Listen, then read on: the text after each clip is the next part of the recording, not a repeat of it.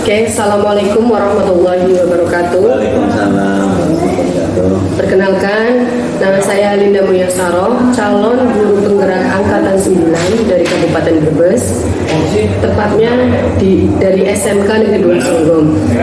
Hari ini saya akan mencoba berbincang ya, karena saya di sini tidak sendiri. Saya pertama dengan Pak Wikid Marseto Aji.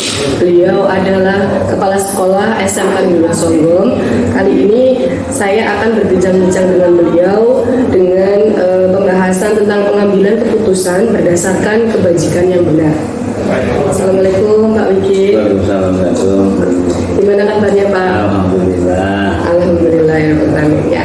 Jadi mohon izin sebentar ya Pak, menunggu waktunya. Saya ada beberapa pertanyaan mengenai tugas di modul 3.1. Dalam hal ini adalah untuk memenuhi tugas demonstrasi kontekstual tentang dilema etika. Pertanyaan yang pertama, bagaimana cara Bapak untuk mengidentifikasi sebuah permasalahan? Apakah itu termasuk dalam kategori dilema etika atau kategori kerusakan moral? Baik. Dilema berarti kan ada dua sisi. Jadi kalau lagi-lagi saya harus terikat pada peraturan. Nah, sehingga dasarnya itu adalah peraturan pemerintah baik pemerintah pusat maupun pemerintah daerah. Kemudian berikutnya adalah norma ya, norma yang ada di lingkungan Songgom, karena kita ada di SMP Songgom. Kemudian yang berikutnya adalah terkait apakah itu mengganggu pengembangan sekolah atau tidak. Nah, jadi itu identifikasinya di situ. Oke, jadi yang tadi Bapak sampaikan untuk identifikasinya tadi ada 3 nih Pak.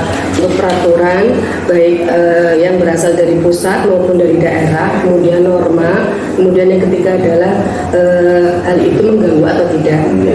Kemudian pertanyaan yang kedua nih Pak, bagaimana Pak Wikid ya, bagaimana cara yang diambil Pak Wikid untuk memutuskan sebuah permasalahan ketika permasalahan itu sama-sama benar, dan bagaimana cara mengambil keputusannya Pak? Baik, Pak, memang kadang sulit permasalahan yang dilematis sama-sama benar, itu tetap meskipun sama-sama benar, tapi saya harus tetap memutuskan. Lagi kembali ke situ, itu kalau sama benar berarti sesuai peraturan, sudah sesuai peraturan semuanya. Kemudian mungkin norma yang berlaku sudah semuanya sudah mengikuti norma. Kemudian terkait yang ketiga ini Bapak Ibu, kalau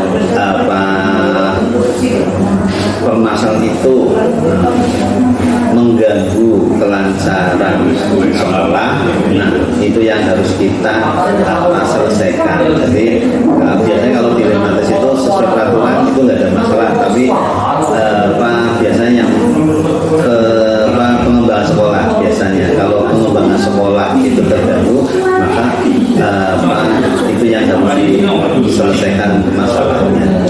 Jadi menurut Bapak untuk pengambilan keputusan ketika permasalahan itu sama-sama benar adalah mungkin untuk yang peraturan pasti nggak ada masalah di situ ya Pak.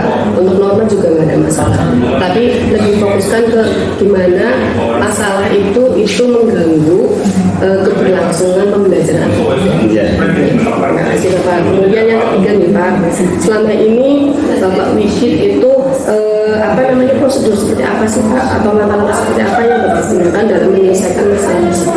Baik, permasalahan itu karena biasanya tidak satu dua pihak, mungkin melibatkan, kalau yang bukan beberapa pihak ya kita lakukan kayak semacam ini brainstorming, kayak semacam diskusi untuk menyelesaikan masalah itu. Tapi kalau permasalahan itu melibatkan satu orang, saya lebih senang pendekatan personal, karena kalau pendekatan personal itu biasanya nyaman di dalam komunikasi, sehingga semua unek-unek permasalahan itu bisa keluar dan mudah-mudahan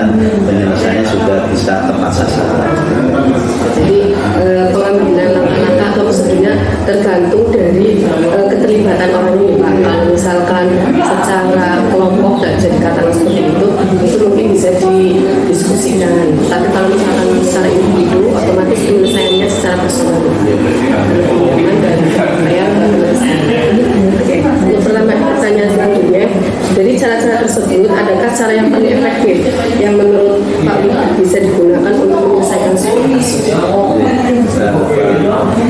Kalau menurut saya memang yang paling efektif adalah yang personal, karena itu tadi pendekatan personal itu biasanya tidak ada sekat, tidak sekat, dan biasanya Pak orang itu akan lebih mudah menyampaikan unek-uneknya permasalahannya. Jadi lebih ke pendekatan personal kalau saya boleh. Berarti menurut Pak Wiki paling efektif adalah pendekatan personal. Jadi emang supaya lebih nyaman, lebih bisa terbuka, supaya nanti dapat solusi yang terbaik dari masalah tersebut.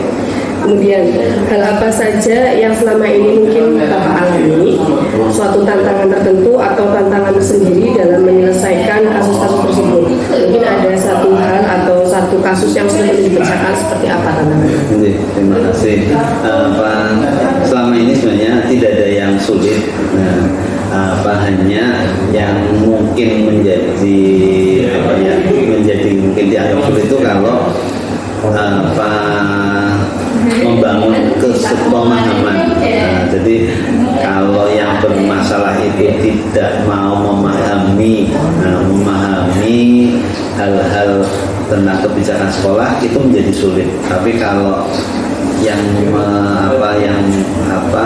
permasalahan itu atau profesional yang bermasalah itu mau memahaminya, maka permasalahan bisa cepat diselesaikan. Kita itu. Jadi menurut Bapak sebenarnya tidak ada tantangan yang berarti, tidak ada tantangan yang sulit, lebih kecenderungan dari kesempatan dari si orang yang istilahnya bermasalah personalnya. Kemudian untuk pertanyaan selanjutnya Pak, dalam penyelesaian masalah, apakah Bapak mempunyai jadwal tertentu untuk menyelesaikan masalah atau langsung diselesaikan seketika itu? Permasalahan pada prinsipnya kan harus cepat diselesaikan, sehingga saya lebih cenderung begitu ada masalah kita selesaikan secepatnya. Jadi saya tidak akan membuat jadwal khusus untuk menyelesaikan suatu masalah. Tujuannya supaya cepat selesai. Berarti yang disampaikan Bapak ini kalau setiap masalah emang harus segera diselesaikan ya Pak, supaya tidak berlarut dan akan menambah masalah yang lain. Kemudian selama ini adakah seorang atau faktor-faktor yang mempermudah Bapak dalam menyelesaikan kasus-kasus yang terjadi di lembaga ini? Yang mempermudah tadi itu komunikasi yang baik dengan teman-teman, kemudian ada rasa kebersamaan yang tinggi di seluruh warga SMK 2 Songgom. Kemudian yang berikutnya ada rasa motivasi atau rasa atau motivasi dari warga SMK 2 Songgom untuk mengembangkan sekolah sebaik-baiknya. Jadi faktor-faktornya yang disampaikan oleh Bapak yaitu yang pertama komunikasi yang baik nih Pak antara semua warga sekolah, kemudian kebersamaan, kemudian motivasi dari warga sekolah untuk bisa membangun, untuk bisa membersamai SMK 2 Songgom LPLK. Oke, ini pertanyaan terakhir ya Pak. Dari semua hal yang Bapak sampaikan, adakah pembelajaran yang Bapak ambil dari cara-cara Bapak tadi menyelesaikan permasalahan yang ada? Terima kasih Bu. Pembelajaran itu khususnya untuk diri saya, saya harus banyak mengenal karakter atau kepribadian warga SMK 2 Songgom dan lebih banyak lagi berkomunikasi dan supaya kita benar-benar mengenal semua warga. Itu pembelajaran yang bisa saya ambil. Untuk kemudian tidak semua keputusan tidak harus ada di tangan saya, tapi keputusan itu harus diputuskan secara bersama, intinya untuk membangun SMK 2 Songgom. Jadi pembelajaran yang diambil oleh Bapak dari setiap permasalahan-permasalahan yang ada, yaitu pembelajaran dari diri Bapak ya. Bapak lebih mengenal karakter satu persatu dari personel dari SMK Negeri Songgom, kemudian adanya komunikasi yang baik, insya Allah kedepannya SMK Negeri Songgom lebih baik lagi. Gitu. Matur suwun sangat Bapak atas waktunya, namun sudah mengganggu. Terima kasih untuk hari ini. Alhamdulillah saya sudah menyelesaikan wawancara bersama Bapak Bukit Marsito Aji sebagai kepala sekolah di SMK Negeri Songgom.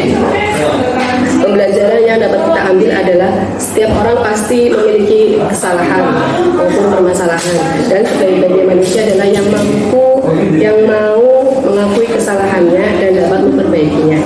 Saya ucapkan terima kasih sekali lagi kepada Bapak Bukit Marsito Aji, kemudian telah memberi dukungan penuh kepada saya secara pribadi dalam mengikuti CGP angkatan 9 tahun ini. Wabillahi taufiq wal hidayah. Assalamualaikum warahmatullahi wabarakatuh.